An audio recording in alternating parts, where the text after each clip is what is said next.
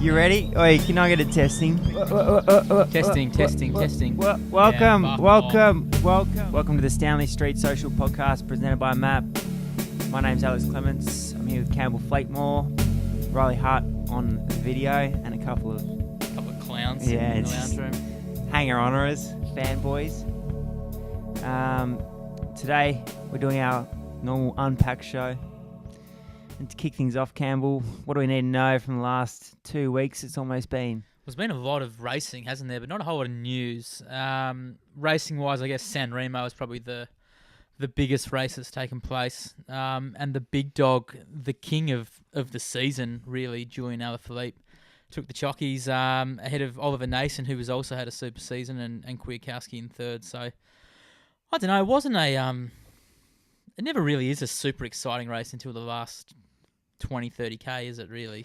It's a bit how you going. I think we might touch on this in the main segment a bit later about my full views on the race and where it should go. But as a whole, in terms of the results, the sprinters weren't really there. It was more the part-time guys, and Kearney Quickstep just continued their winning fashion. Well, there's a bit of a tailwind up the climb, which made it super quick. I think it was maybe the second fastest time up the Poggio. So yeah, too hard for the sprinters. Obviously, Caleb Ewan, one of the big pre-race favourites that we talked a lot about in the last podcast, didn't quite get over the climb in the front. He ended up in 29th in the kind of the rest of the best of the rest, and didn't really feature in that gallop either. So I reckon he'd be a little bit disappointed. He talked a lot about it. That was the first half of the season, building towards that. So I guess he looks towards the Tour now. Yeah, it was a big milestone he's been talking about. That we were talking about the week before it, that he was putting a lot of pressure on himself to do something in this race, and unfortunately it didn't play out for him. But if you look at the result sheet, it's all the Mahoricks. Simone Clark got himself onto the back of the bunch. Peter Sagan. There was no real traditional sprinters there. The closest one was really Christoph, who was 27 seconds off the back, who won the best of the rest. Trenton was there as well. You were happy to see him not get the chockies. Yeah. But then also Michael Matthews too, kind of, which you'll probably talk about later in his form later on, started to show some good signs after, I guess, a bit of a tricky start to the season. But then Catalonia, like, it kind of sums up cycling, just messy. Like, Catalonia's on now, then E3 was on at the same time, then goes in and get well again. It's just... Said you weren't a fan of Catalonia. You were like, just couldn't get interested in Catalonia. It's just a bit hard. Like, it's just a bit hard to know what's going on. It's just a mess. It's not like round 1, round 2, round 3. It's bit of this there, like spring classic season, but then you got week-long stage races in there with, like, even though Catalonia had a genuine start list, like if you look at the riders on the list, there was some big GC names. It just, like, I was looking at the stat sheet, but I wasn't really tuning into the races. Just kind of kept tabs on E3 and Gent Wevelgem. May as well go through Catalonia anyway. It was Lopez that won. Astana, another GC. I'm not sure how many that is now, but it's a lot. A. Yates in second, Bernal in third, and like you said, there's Quintana, Kruijswijk, Woods, Micah, all the big names there, and Michael Matthews, like you said, picked up two stage wins, and Richie Porte, he was actually there, funnily enough. He believe it or not, he finished in 38th. So with him, it's either like he'll win it or he'll just get like 150th. He won't care. But 38th, it's a weird place, isn't it? He's in no man's land. Yeah. We had that illness ruled him out of Paris-Nice, and then I guess that form from his red hot Australian summer, which he's always moving in, hasn't really carried on. So it'll be interesting to see where he goes to from now and what he does. Not an ideal place to be in, trying to find so much form. E3 Hailbecker, what's now E3 Bink Bank Classic. Quickstep won again, Alex. Yeah. Well, they're in that position that they find themselves in so often, where they had Bob Youngles up the road chasing. Steve was there in a small group. Youngles gets brought back. Steber wins a bunch kick. Like GVA does too much. Yeah, it's pretty traditional. And Wout van Aert, he's been pretty busy and he's been really good, but always similar to GVA fashion, always doing a heap of work. Well, he's relatively new to the road though, isn't he? Like he's a cyclocross king. And strong as an ox. Still, yeah, like he's so strong. Like 3rd in Strada, 6th Milan San Remo, 2nd in Bink Bank, and he's done 5 races on the road this year. So he's only 24, and he's gone full time to the road. So I think next couple of years he's going to be like the new classics king. He's a proper talent. But yeah, just Deceuninck Quick-Step putting themselves in the right position and just winning. That's all they do, win. And the most recent one was Gent Wevelgem last night. They averaged 46, I think. No real breakaway. It was just racing all day, all night, crosswinds, groups going up the road, teams not being represented. So eventually it all kind of came back for I think it was about a 30-up bunch kick. And Christoph, he's bringing back his 2015 form where he was unbeatable. Originally, he was kind of doing the lead out for Gaviria. That was the plan. And in the post-race interview, he said that Gaviria he had bad legs, so it was all for Christoph. And then you see the overhead of the sprint, and Gaviria, with about 300 to go, comes onto Christoph's wheel, and then as soon as he opens up the sprint, just drops it, and Viviani's the one that he chops up. Viviani gets boxed out, runs 20th, and no one got close to Christoph. I was a fan of Gaviria, but I'm a huge fan of him after his performance there. I thought you were going to say I'm not a fan for chopping. No. I like it a lot. Well, first of all, he said, I'm not good. When, it was all about Christoph's letting him out, which is not a bad lead-out man to have. So he could have rolled the dice and gone, I might be all right in this kick. So he said, I'm not good enough. And then he has done the reverse lead-out, chopped Viviani, who was probably one of the hot contenders to roll Christoph in that sprint. He's perfect. Big exactly. fan. What more can you ask someone that is already buckled but will still try and do something for the team? Could have easily just sat on the back, thought, I'm the leader of this team. I don't mind that at all. But yeah, Christoph, he's a danger man when he is fit. He's a genuine Viking. He'll dust up pretty much anyone in a bunch kick of 10 to 20. So if I was the other favourites for Flanders and Roubaix, I'd be a little bit worried that he's coming into some top shape. John Degenkov too, 2nd. And Nathan 3rd. Yeah, pretty traditional. And I think the name that probably stands out the most in that top 10 is Mathieu van der Poel, protege. And do you watch the race? I just watched the highlights this morning. It looked like Jumbo Visma had men everywhere to only run 5th with Danny Van Poppel. Loves the top 10, doesn't he? I'm actually going to click on him and see when the last time he won a race. So he won 1.1 in Belgium in October last year. So yeah, I imagine there wasn't too much going on. Got close a couple of times in the Vuelta.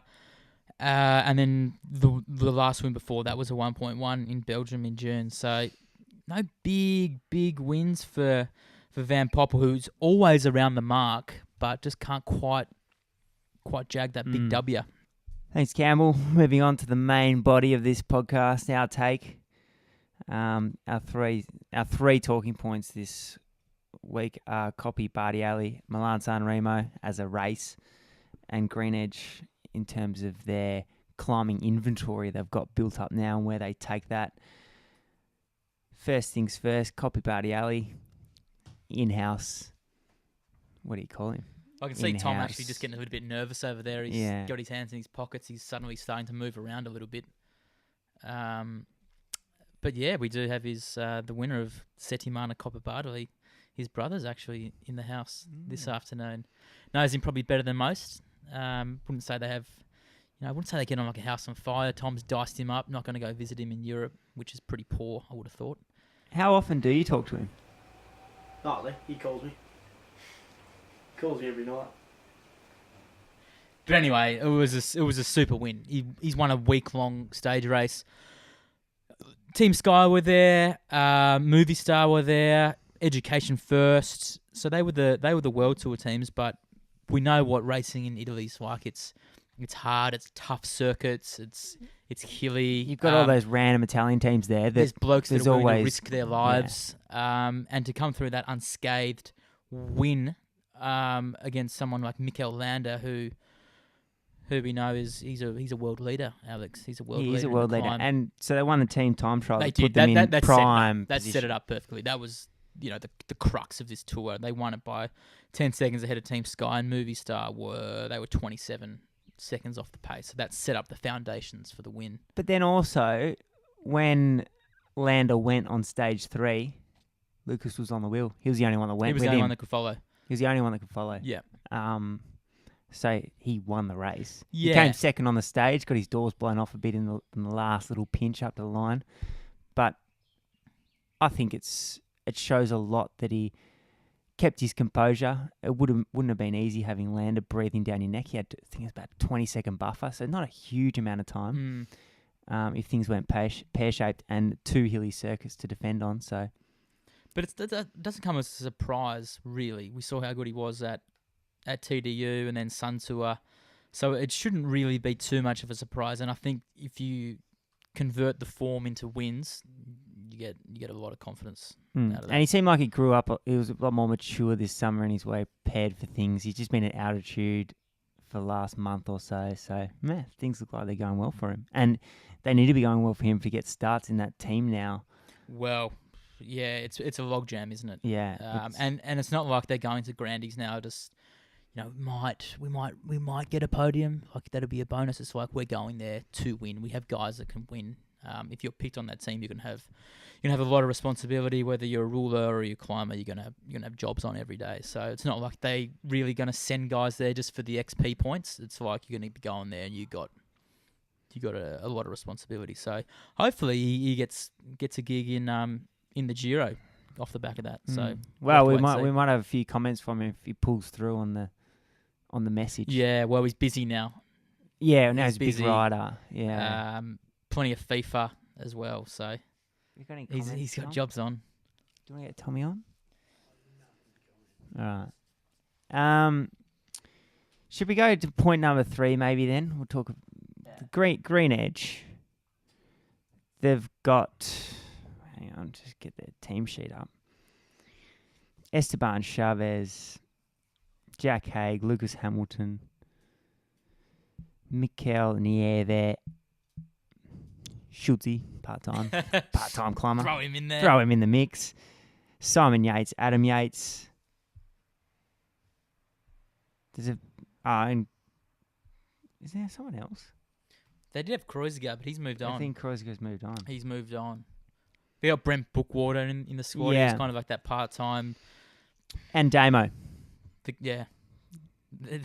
Damo. Yeah, Damo goes all right too. So it's a genuine climbing squad, but they've spread their main men over the 3 Grand Tours.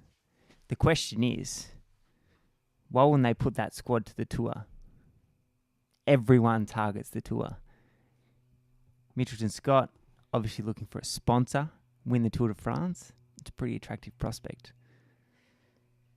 But it'd be a ballsy move. I don't know. Do you think it's maybe a little bit of little bit scared to take on Team Sky? Or is that more intelligent to have just one rider?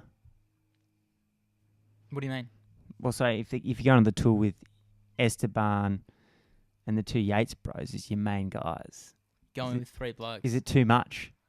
Well, I think you've actually spoken about this a lot, that you don't like the 2 leader. I don't. No, I don't like it. But if you're going to win the tour and if you're going to beat Team Sky, that might be what it takes. They definitely got the horsepower on paper, but I think the pressure of the TDF. Never done the TDF, never done a Grandie, but it just seems like the Tour de France is just completely different. It's just like everyone says, it's just a complete different kettle of fish, and it's just a step up from anything else. So maybe they're just happy lurking around the Giro and the Vuelta for now, trying to win some more of those, and then eventually, once the Yates bros are maybe, they're 27 now, maybe in their late 20s, 29, 30, then them throw them into the TDF. So I think they're probably just they're playing not the safe game, but putting their eggs into a basket that's probably a little bit more achievable. I think, Alex. Do you think there's a bit of interest around where the Yates bros stay, what their objectives are, or do you think they're going to be there forever? Well, they seem pretty content, don't they? And it was Mitchelton that gave them the chance. Like, they're British boys. Simon was an academy boy. He came through the track program. Adam was kind of on the French not circuit. The black sheep, but yeah, he was in like doing French amateur racing, and then they both crushed it at Laverniere, and then they both signed for Mitchelton. So I don't know if they showed, I'm sure they're quite loyal already. I'm sure they've had plenty of opportunity to go elsewhere. They've been there from the start of their career. They've won a Grandy. I imagine that they'd be happy to stay there and just keep doing what they're doing. So if you were the GM of the team, you got the call on where you put who, what would you do? I mean,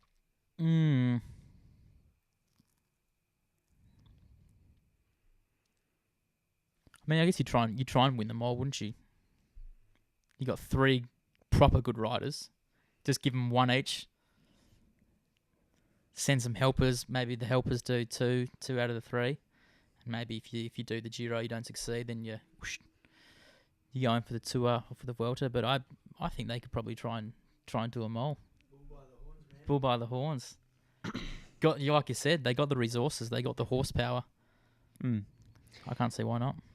And point number 3, Milan San Remo. I wrote this one down. I just don't really get it. Like it's the history, Alex. That is it. 1907. That is it, though. There's 290 something kilometers.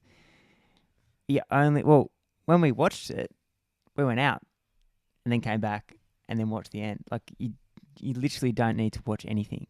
And unless there's a real showdown, which there wasn't really a showdown this year, it was just like riders just went off the front. It's the same final every time. I don't know about it. What do you mean? As in what? What do you mean you don't know about it? You just don't like it? I just don't know if I'm a huge fan of it. Is it because it starts so late as well? That's the other thing. It's like a 3:30 finish. And then the other thing is I don't like the fact that the organisers sold the rights to Eurosport. I think that's the silliest thing they've ever done. The Giro. Yeah, I know. Same organisers, same owners. I think that's one. The race is going to face some challenges going forward as it is so long. 2, they're just making those challenges even more by excluding the rights just to Eurosport. They're literally just hanging on to the history and that monument tag that it's got. Well, yeah, it's got the history. It's got the years under its belt. It's also the longest race, which that's pretty cool. You say we are the longest race in the world. And the winner, you never know who the winner's going to be. It's the final. You don't know. Vincenzo Nibali's won. The part-time sprinters have won. The full-time sprinters have won. So it's a course that everyone kind of feels like they're a chance on their day. But do you just think the first 200 kilometres is a bit of a waste of time? Well, you need that, don't you, to just take to be the world's longest race? Well, yeah, for a start, you need Do you reckon it makes a difference that it is that long in terms of your condition? I think so. I think anything over 6 hours, you're probably going to get the same kind of result. But anything over between 6 and 8, I think it's all the same, isn't it? Yeah. If 5 and 8, huh? Even 5. There's a lot of stages in Grandies that are over 5, but rarely do they go over 6. I think as soon as you crack that 6 hours, not only physically but just mentally, just being focused for that long, things can start to go wrong. But I don't know. I can see what you mean by you're not too sure on it, but it does have a lot of things going for it, I think. What, the history? The history, the final, and it presents a rider that can be any kind of rider. Cavendish has won, Alaphilippe's won. Probably the Viviani, the Vincenzo last year winning was probably the epitome of that race. Yeah. Like the bunch is coming, sole rider off the front. I think Fabian Cancellara might have won solo as well. Yeah. Yeah. I don't know. I don't mind it, but I can see what you mean. Question time. River Massad, chances of Alaphilippe winning a Grandie. I think that's in the context of in his career. What is he? He's 27, 26 or 27. He's born in the same year as me, 92. He's pretty old. He's old as, man. He's got a lot of time up his sleeve though. Let's be honest. All jokes aside. And he's a genuine talent. He's got he's got at least 5 more years of peak physical condition, and we've seen that he can climb pretty much with the best. He won the KOM jersey, the Tour de France. That doesn't really reflect that you're the best climber in the race at all. But he's won on higher mountain stages. He can do a okay TT. Can throw himself down a descent. He can pick up some bonus seconds along the way. I think for sure if he wanted to shift his focus completely to Grandies, I can't see why he wouldn't be able to challenge. What do you think? Yeah, I think as he becomes older, and especially the way that he's winning, he's winning so much. It's not oh geez, I need to just make sure I keep those results coming. He just wins everything. And his personality, I think, as he progresses older, if he focuses on that more endurance part of cycling, why not? He won California in 2016. Yeah, I guess race. He can do it. I guess the next step is just winning those 1 week tours. Yeah. Yeah. And then remember people Peter Sagan win a Grandie? No chance. Alaphilippe's he's a lot of a smaller unit. He's someone that could actually do it. Nathan Elliott, should Hagee be in the TDF team? Well, of course. If you're taking the A squad, yes. Yeah, he's definitely capable. Whether he chooses, I think he's doing the Giro, isn't he? He mentioned it. Yeah, he's doing the Giro. So, he's probably not going to be able to be at top shape for the Tour de France, but 100% if he wanted to, I'm sure he could say, "Yep, let me do the tour, guys. I'll be 100% there. I'll be the last man for the leader." So it'd be interesting to see what they do with that. But it looks like it's going to be the Giro at the moment. Tom Hamilton, would you prefer top 5 in the Classic or top 10 in a Grandie? He hasn't specified which races, so I'm going to put on that Paris-Roubaix or the Tour. Is that what you think? Top 10 in the Tour de France, 100%. 100%. What do you think, Tom? Come and grab a mic. Top 3 in a monument or a top 10 in a tour? All right, he's just changed his question. No, I think. No. I think a better comparison would be winning Roubaix or 3rd in the Tour de France.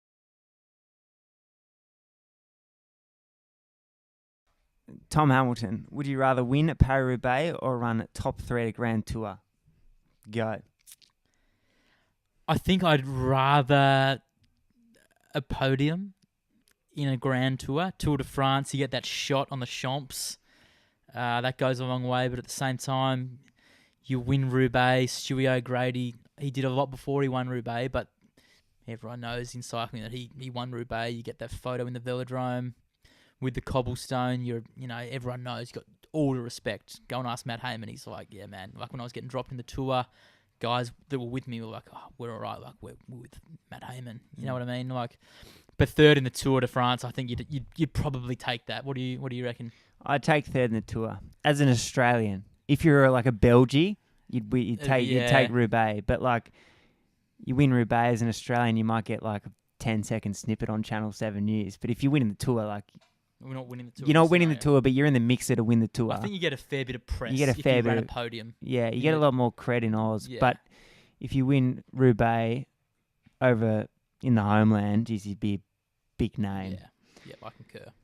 But for me, I'd take top 3 in the Tour. What about the Vuelta, something like that, or the Giro? What do you take then? I think I'd... Hang on, what was that? If we're going, just switch that, not the Tour de France, 3rd in the Vuelta versus 1st in Roubaix. I'd probably take 1st in Roubaix. You take 1st in Roubaix, yeah. As an Australian. Yeah. Or any country. The Tour de France gets much bigger kudos than the other two. Yeah. Yep. Pumpstagram, says rules for the SSS wine night. Well, you were the founder, so you can. Well, we just did a blind tasting.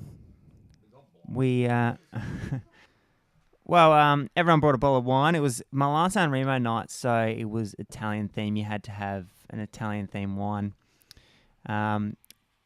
Blind tasting, so you couldn't see the bottle, number the bottle, rank out of 10. Winner wins.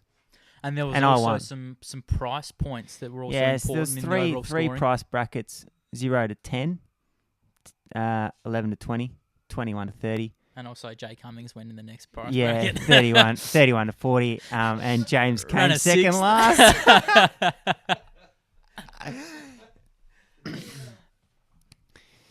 So yeah, that were the rules. Who won again? I won. You won, yeah. Yeah, I won. And what price were you at? $17.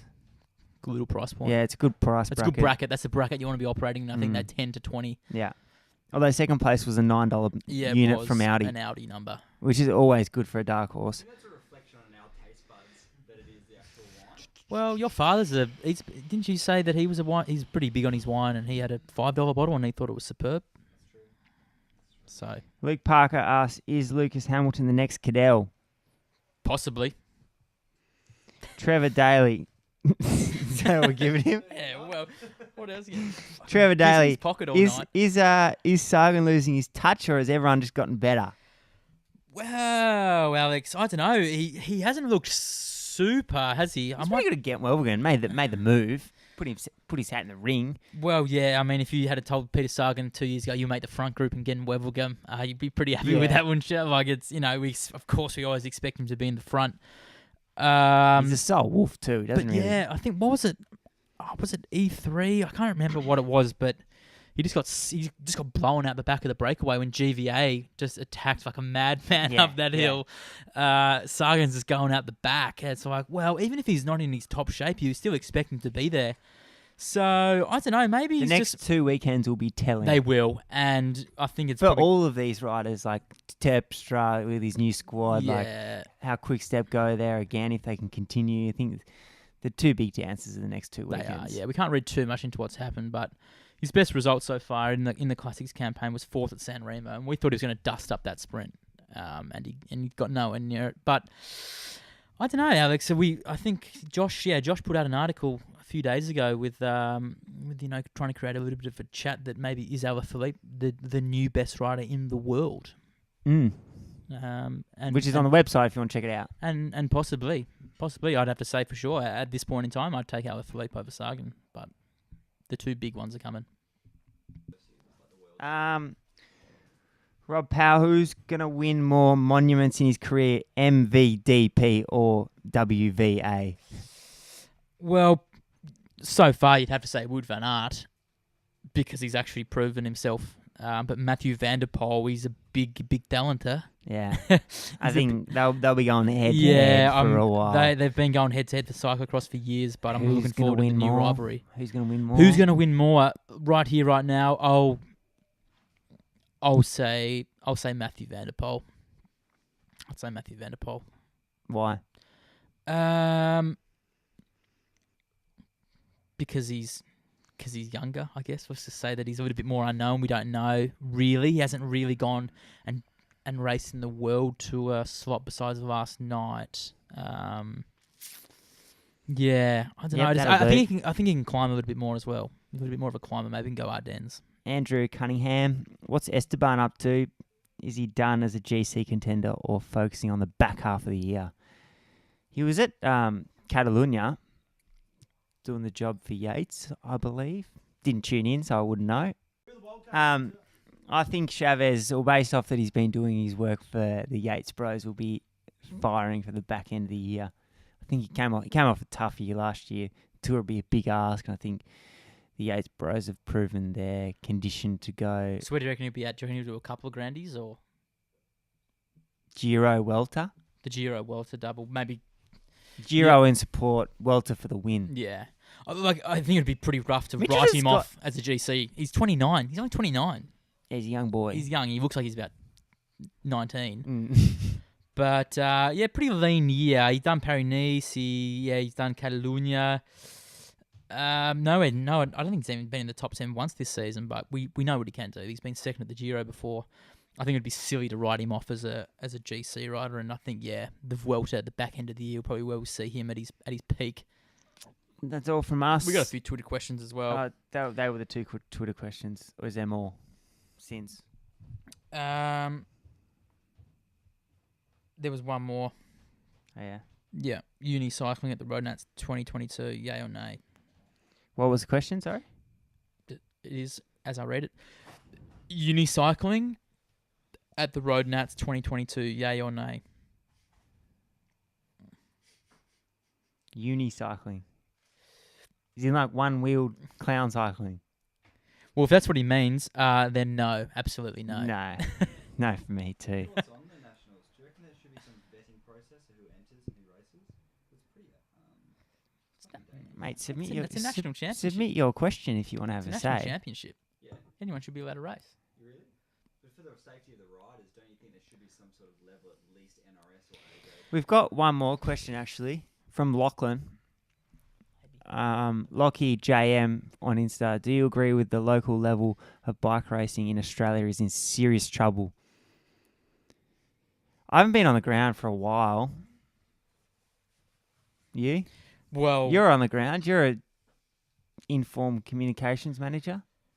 yeah, I'm just with them at the NRS. Does he mean more of kind of the club scene, you think? Yeah, mate. Well, I don't know. When we back in our day doing the club racing down in Taz, it was pretty good.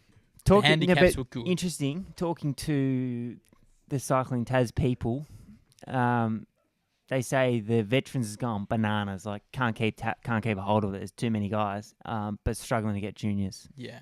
Well, I think in any sport, I think they're struggling to get participation from Sport juniors. is getting more and more competitive, and the biggest competitor of all, online gaming. Yeah. So, to answer that question, I think all sports are struggling on the junior scene. We're actually going on the Ararat Junior Tour to help out Yeah, we Bruce are. Hamilton in a couple of weeks. So we'll actually be able to give you a more accurate answer then. See all the kids on their flashy TT bikes. Yeah. Dad's just What's telling Dad them- bought him this week? Yeah, Dad just in their grill on the turbo 90 minutes before the race, telling them to keep their heart rate up, this, that, and the other. Yeah. That's a nightmare. Make sure you get your aero helmet purchased before that down to 14 Shit in TT. the eye.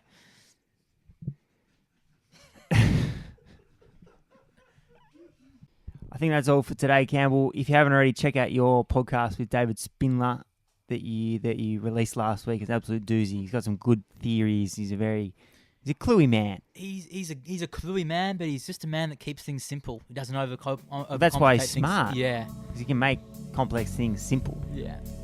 It was like that one we did on like Andre Lagersh. It was like explain the most complicated thing in the world to the punter down the street. Yeah. That's when you're cluey. Yeah. Wayne Schwartz got around it as well, which we have. He got around it too, and I think we'll get a pucker up update from him pretty soon after they completed round 2. And that's all. Thanks to Matt for supporting the podcast. We'll see you back at the Social Club next time.